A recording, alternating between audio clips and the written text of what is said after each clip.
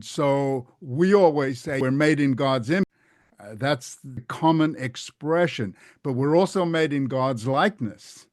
So what's the difference between being made in God's likeness and being made in God's image? Of course, that's where things started out. The temptation also started out right from the creation, or shortly thereafter anyway. So basically, in discussing that, we're going to be talking about history. We are tempted today. We're still in God's image and God's likeness today. So that's the present day, what's happening right now. And Katrina's question has thrown us into the future, into prophecy, into things that are going to take place for sure. Now, I have to say that your question is very, very precise. A lot of people are going to be maybe a little sure of the way you express that question because it deals with doctrines that are not widely known, like place of safety, even second fall, the tribulation. The words are known, but the exact settings of all of that is kind of up in the air. And that's the thing. When we get into prophecy, we'll hear all sorts of things about prophecy. And that's where we have to be very, very, very careful. But we shall get into it and we'll see certain principles because that's what interests us, the principles.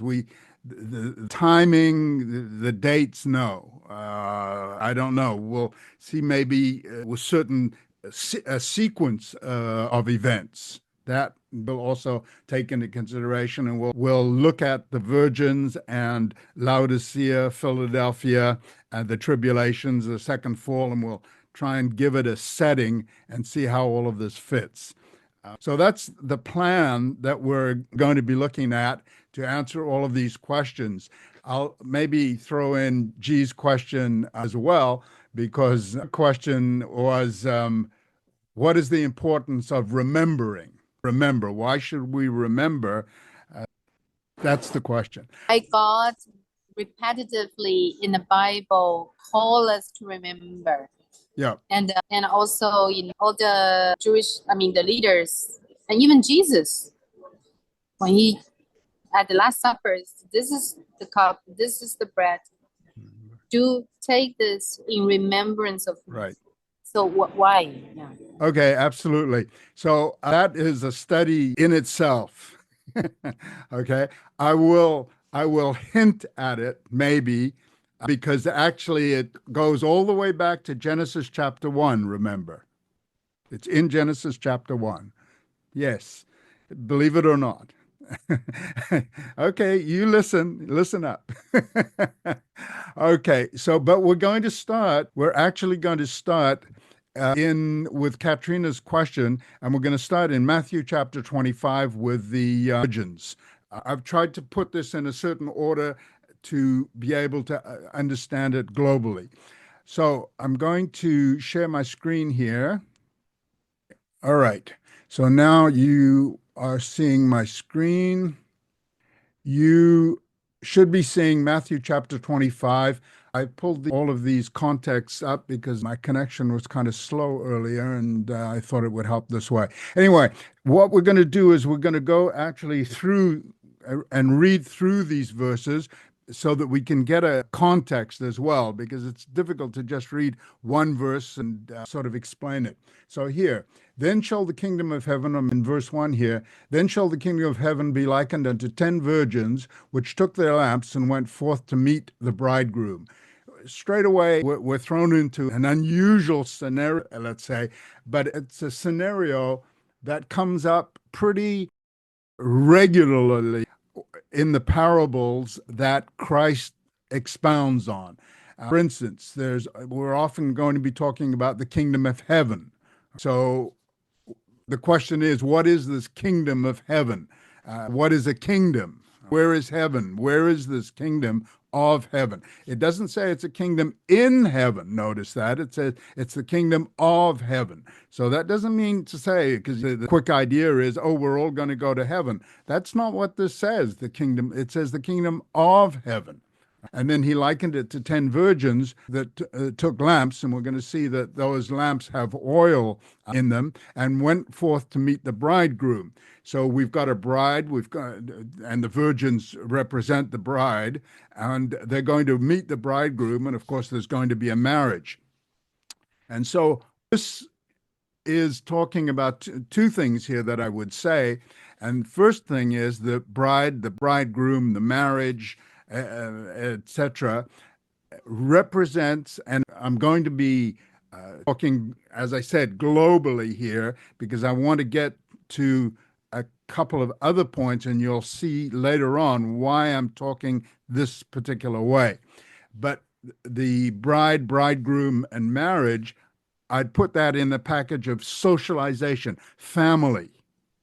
And a lot of the parables include the whole concept of family, the God the Father, Christ the Son, the firstborn, and all of these terms that are related to family come up here. And straight away, again, as I said, we see the term bridegroom. So that is socialization.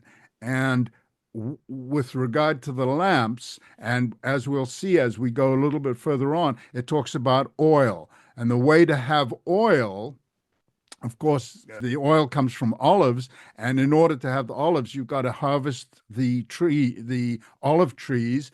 And so we're talking about harvesting here. And harvesting, once again, is a theme that comes up over and over again in Christ's parables. It could be, in a lot of other cases, it has to do with wheat, sheaves, etc. But that harvesting is or collecting food or growing food or working for food, because fishermen, they're going after food. I'm going to put that in the realm of rulership, because we have been given earth to subdue it. Subdue it means to dominate it, to rule it, so that we can have substances to eat and to, I use this term generally, to play, to recreate, to manufacture, to provide all of our needs. And that is in the realm of rulership. And so what I'm saying here is that humans really, we have two major areas that we work in: bride, bridegroom, etc., the family area. Globally, I'm calling it socialization. And the second area is harvesting, so that we can eat, so that we can provide for our human lives, provide for our physical lives, our physical needs. And I'm putting that all globally under the umbrella of rulership, proper rulership. And that is why God put us here on earth. Those are the two major functions why God put us on earth. And those two together represent our purpose. That's what our purpose is here. So that's the third area. Our purpose is for socialization and for rulership. And in order to accomplish the proper type of rulership and the proper type of socialization, in other words, in order to reach our purpose, we have to be able to reason properly. If we can't reason properly, if we can't think straight, correctly, we cannot reach our purpose. And when we talk about reason, there are two ways to reason. There's the godly way and there's the ungodly way. Now, of course, the ungodly way can include a lot of areas, and we would include in here science, philosophy, intuition, imagination when it goes wrong, etc. Now, I'm not saying that all of those areas are bad. There's good in all of those areas. But I'm saying that if that is the basis of our reasoning without God, we've got a problem. And that's what's happening. That characterizes the world today. If we want the world to go in a more correct path, we have to move it over to divine thinking, thinking along God's way. Right? So thinking is very, very important. And thinking takes place in the mind. Thinking is a mental, cognitive element.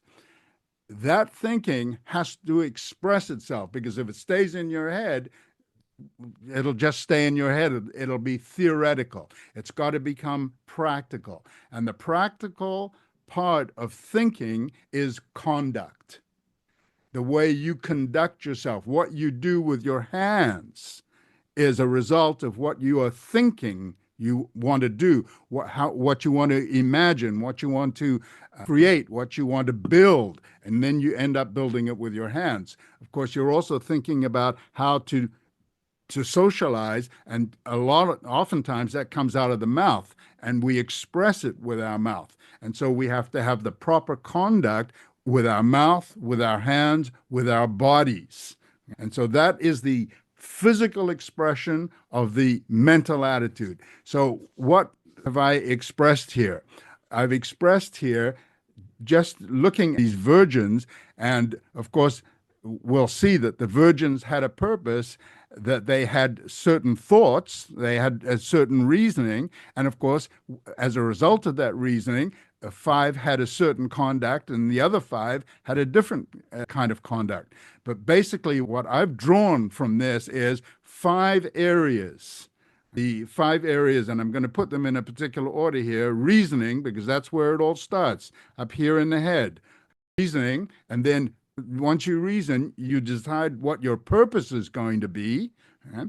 And then you have your conduct, and that purpose and that conduct is expressed through the way we socialization, how we work with our families, with our neighbors, that's included in the families, and how we work with the physical earth, that's rulership. How we work with feeding ourselves, how we work with harvesting, as this particular case talks about. And then, of course, climate and everything else along that line. And unfortunately, what's happening in LA right now with the fires and the lack of water and a whole bunch of other physical aspects that government either put in place or didn't put in place, or it was exaggerated or not taken into consideration. That's all part of rulership, and the rulership of the land for the benefit of the people. So we have those five elements